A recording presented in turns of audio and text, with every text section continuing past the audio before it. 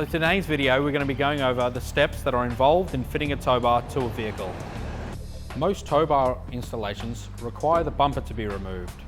Removing the bumper can also require the tail lights to be removed. Once the tail lights have been removed, ensure that you've removed any screws and clips from the wheel arches as well as from underneath the vehicle.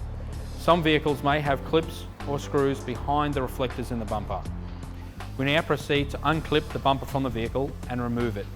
Don't forget, we unclip the reverse sensors if fitted to the vehicle.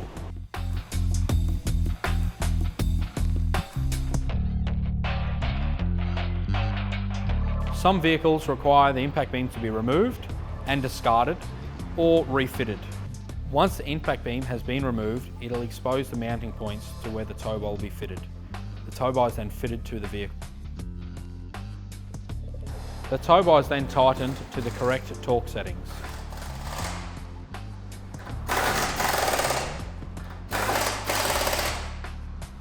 Once the tow bar has been fitted, we then reassemble the vehicle.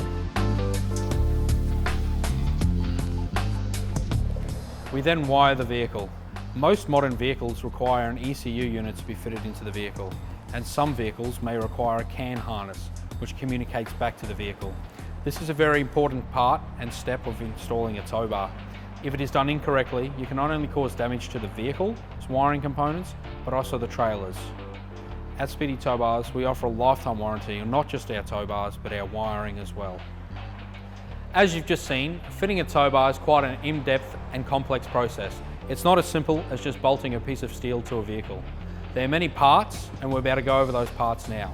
These are the products we've just installed onto the vehicle. We have the tow bar, the ball mount, the pin and clip, the bolt kit with the D-shackles and the rating sticker, a 50mm tow ball, a shroud, and the wiring harness, which is the plug, the ECU, and the CAN bus wiring connections.